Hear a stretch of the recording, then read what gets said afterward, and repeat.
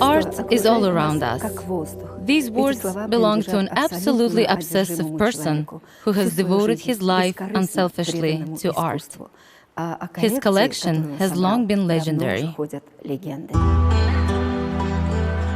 In the State Art Museum of the Republic of Karakalpakstan, everything has to do with Igor Savitskiy.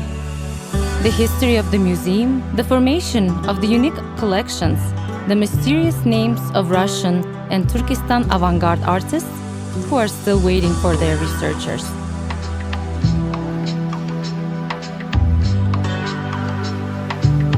There are many books, numerous articles, and documentary films about this collection and about Igor Savitskiy himself. It is difficult to remain indifferent to the personality of a person who, having left his apartment in the center of Moscow, moves to the Nukus in the 1950s and got a unique collection. But for the first time, Savitskiy got in Central Asia even earlier, during the Great Patriotic War. Then the Moscow Art Institute, where he studied, was evacuated to Samarkand. The city is shaken the young artist to his core, with its architectural monuments, originality, and culture. That's where he met modern artists Konstantin Istomin and Robert Falk, who became his teachers. The 2 years he spent in Samarkand largely determined his fate, and a few years later, after arriving in Central Asia for the second time, he decided to stay forever in this region.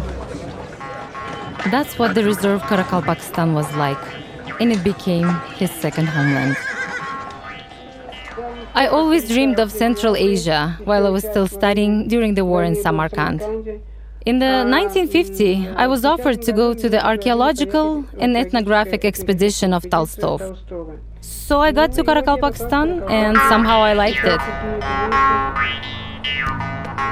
Working as an artist in the expedition of academician Sergei Tolstov, Igor Savitskiy dreamed of creating a museum in which unique archaeological finds would be collected. For him, romantic by nature, it was nearly impossible to not admire the grandiose ancient fortifications and the deposits of which were hidden the artifacts of distant powerful states.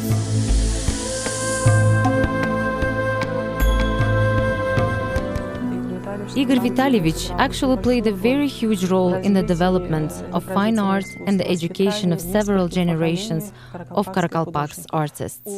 Savitskiy had an impeccable taste. He was a very educated man. He was an artist too. When he collected the works, not all of them turned out to be masterpieces by the artists. There is a lot of preparatory material, but if there was an opportunity, he tried to collect the whole works, starting from some sketches and ending with such mature works.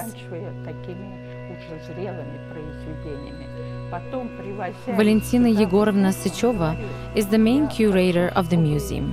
She knows the history of each collection for certain, and she's one of those who directly worked with Igor Savitskiy.